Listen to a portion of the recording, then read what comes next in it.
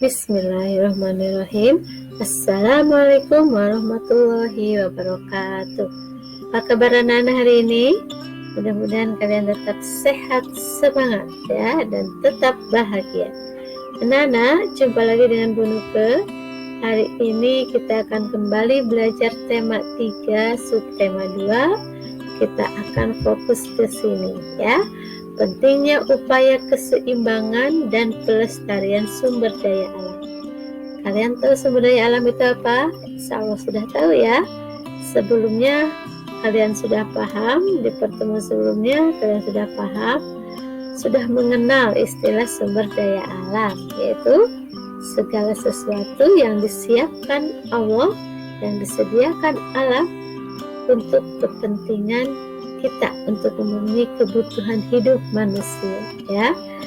Contoh sumber daya alam ini hewan dan tumbuhan merupakan bagian dari sumber daya alam. Oke, sekarang kita akan membahas tentang hewan saja dulu ya. Ini kalian tahu apakah ini? Insya Allah tahu ya, ini adalah burung cendrawasih yang termasuk hewan langka kalau sekarang ya, karena ini banyak diburu oleh orang-orang yang tidak bertanggung jawab.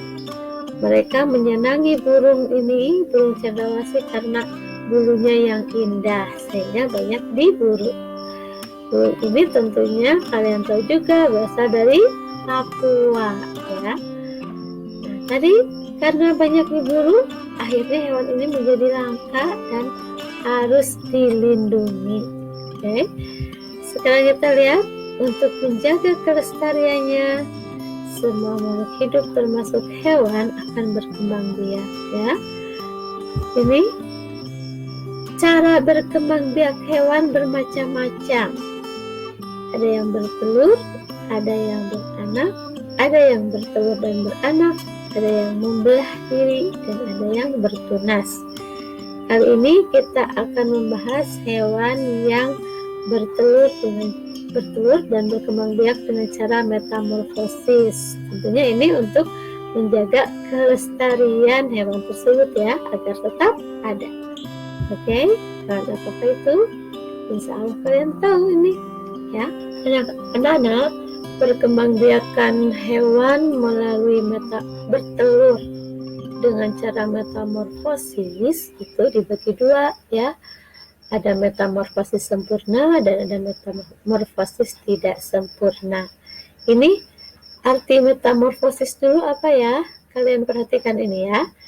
Metamorfosis yaitu perkembangbiakan pada hewan yang mengalami perubahan bentuk fisik.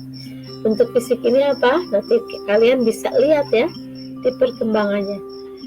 Kemudian ini yang metamorfosis sempurna itu terdiri dari 4 tahap, yaitu telur, larva, pupa, imago atau dewasa. Kemudian metamorfosis tidak sempurna terdiri dari 3 tahap, yaitu telur, nimfa, imago atau dewasa. Jadi perbedaannya hanya di mana coba? Jadi pupa ya, kalau di sini tidak ada pupa ya. Jadi kalau yang metamorfosis sempurna 4 tahap, metamorfosis tidak sempurna 3 tahap ya. Untuk metamorfosis sempurna dimiliki atau dialami oleh hewan kupu-kupu, katak, nyamuk, dan masih ada lagi yang lain ya. Kemudian contoh hewan yang mengalami metamorfosis tidak sempurna yaitu ini apa? Capung, belalang, kecoa, dan masih ada lagi yang lain. Nah, kita lihat slide berikutnya. Kita akan melihat ini ya, perkembangbiakan kupu-kupu. Tadi termasuk metamorfosis sempurna ya. Ini dia tahap-tahapnya. Ini ya. Yang pertama telur. Jadi kupu-kupu bertelur ya. Ini kemudian menetas setelah 5 sampai 10 hari, telurnya menetas, dia menjadi ulat ya. Tidak langsung jadi kupu-kupu kan, jadi ulat dulu.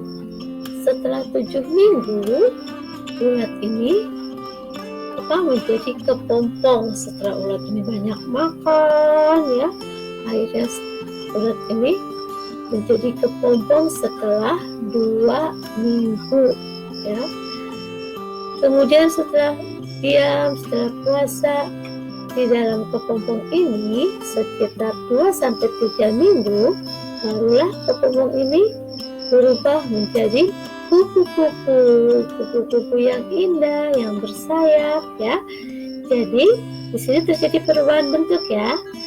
Ini dari telur kemudian menjadi ulat, kepompong, beda kan bentuknya, kemudian akhirnya menjadi kupu-kupu. Nah, perubahan bentuk inilah yang disebut dengan metamorfosis. Jadi terjadi perubahan bentuk fisik pada setiap tahapnya. Beda-beda ya bentuknya, itu kalian paham kan sekarang ya. Sekarang coba lihat slide apa ini. Ini dia ya. Sekarang apa nih katanya manfaat kupu-kupu? Nih kupu-kupu jawab nih. Kupu-kupu dapat membantu penyerbukan tanaman.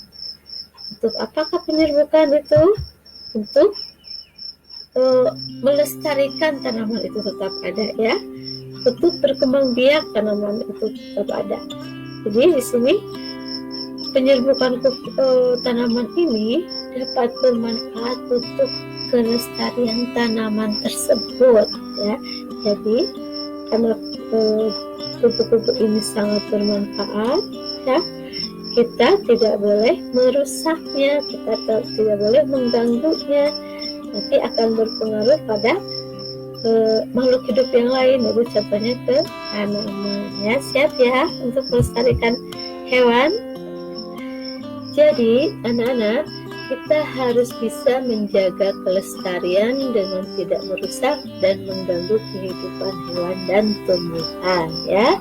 Siap ya, kita jaga kelestarian alam ini, oke? Anak-anak, alhamdulillah hari ini kita sudah membahas tentang pelestarian hewan, lebih fokus ke perkembangbiakan kupu-kupu untuk kali ini ya. Untuk pertemuan mendatang insya Allah kita akan bahas yang lain ya. Anak-anak, terima kasih atas perhatiannya. Ibu ucapkan selamat belajar, selamat mendapatkan ilmu baru, dan insya Allah mudah-mudahan kalian tetap bahagia ya. Anak-anak, Ibu ucapkan terima kasih. Terima kasih. Wassalamualaikum warahmatullahi wabarakatuh.